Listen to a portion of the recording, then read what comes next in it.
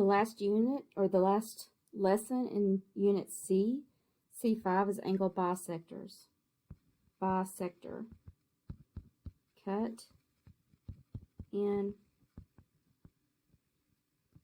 half. That's a C. Okay, cut in half. Exactly 2 exact parts. Okay, so we're on this one. An angle is bisected. So an angle is cut in half, forming 2 new angles. If the original angle had a measure of 12, what is the measure of each angle? So here is our original one, and it is 12 big. It is cut in half. So how much is each of those? 12 divided by 2 is 6. 6 is your answer. Okay. Vice versa. After bisecting an angle, Anne has 2 new angles, each with a measure of 13. What was the measure of the original angle? So this is 13 and this is 13. We want to know how much it was before it was cut in half. 13 times 2 is 26. Or 13 plus 13 is 26.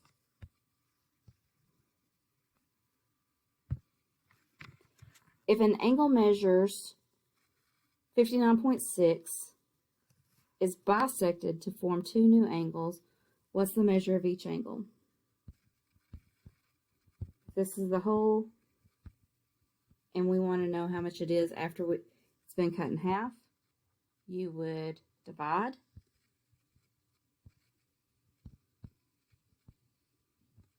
$29.8.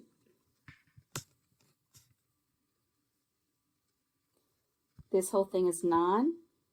It's bisected. It wants the measure of each new angle. 9 divided by 2.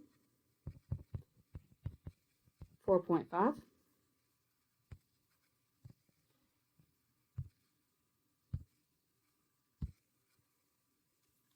All right. What is PS? Okay. So we have this shape, and we have 2 angles that are the same because they have the same amount of tick marks. So this angle and this angle are congruent, and this angle are congruent. If that is the case, which it is, and PQ is 45, and it wants to know what PS is, it's 45. If EF is congruent, to EH, and those are right angles, and the measure of angle EGF is 40, then what is the measure of FGH? Since these are the same and these are the same, that means that all the other parts are the same too. And so if this is 40, then this is 40, and it wants to know the whole thing. So it's 80.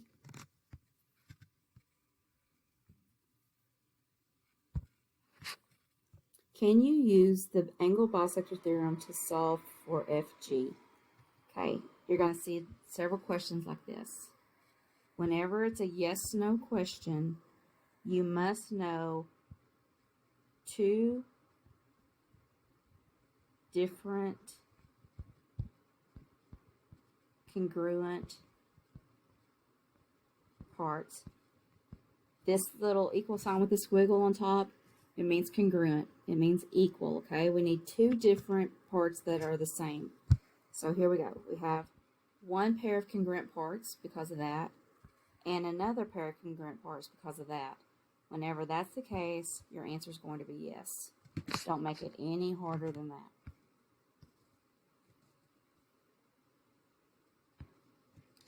Can you use the angle bisector theorem to solve for measure of angle QSR? No, because they only give us one pair of congruent parts. They only tell us this right here. I know that they give us this 61, but they did not give us another 61. We cannot assume anything. So these are the only two things that they give us. So the answer would be no.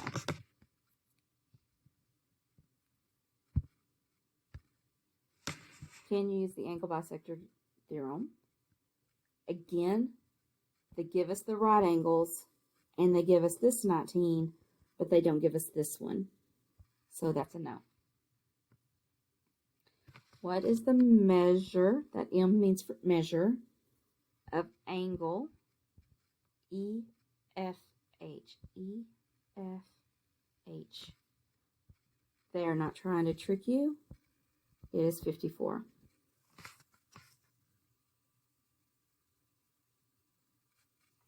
Well, I guess I like this problem so much I put it there twice. Guess what? It's 54. All right, some algebra time again.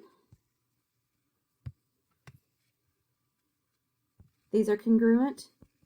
These are congruent. Therefore, these are congruent. If they are congruent, they are equal. So I'm going to say that they're equal. 9t equals 1t plus 72. This has a t. This has a t. This is going to go on this side, so we're going to subtract.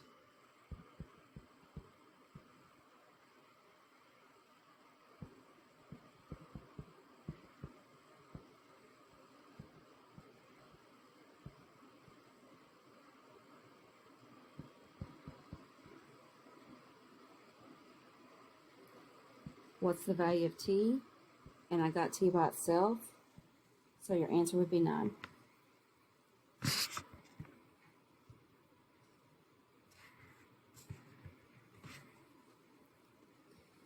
Even though in the picture, you see that these are the same, there is also something else that's the same, because they tell us right here that WX is 7 and WZ is 7. So we have two pairs of congruent parts. So then we know angle WYX right here is 2U, and WYZ right here is U plus 11. They're equal. 2U equals 1U plus 11. Subtract the U. Subtract the U. 2 minus 1 is 1. U is 11. Find the value of U. U is 11.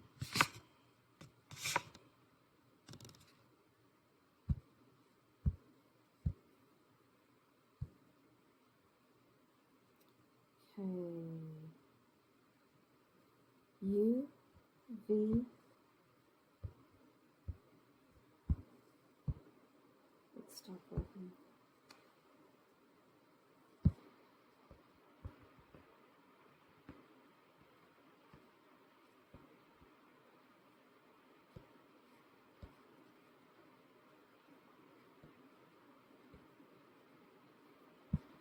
Okay, there we go. Sorry, my pen stopped. Everything has stopped working. Ugh. Done. Done. Okay, maybe? Perfect. Okay, sorry about that. Find the measure of angle UVW.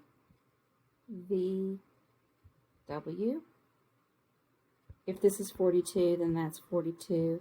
So the whole thing is 84. I just added them up. This is equal to this. So 6A equals 1A plus 50. Subtract the A. Divide by 5. A is 10. Now be careful.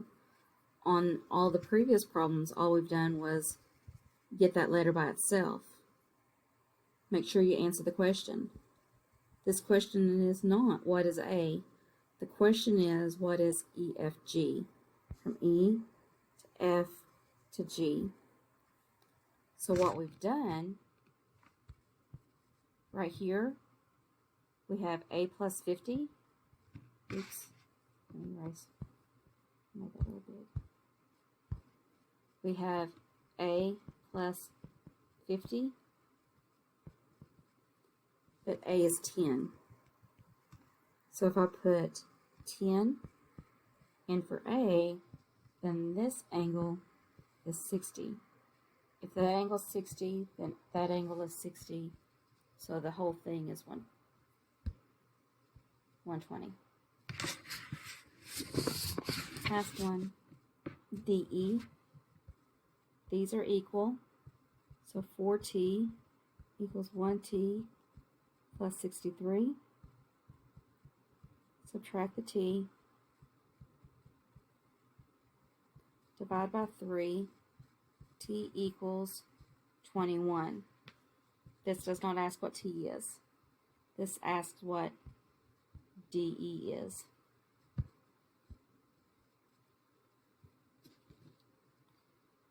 So that is DE, which is 4t. I'm going to put that 21 in for the t and get 84. That is all of Unit C. Whenever you get finished and you want to take the test, let me know.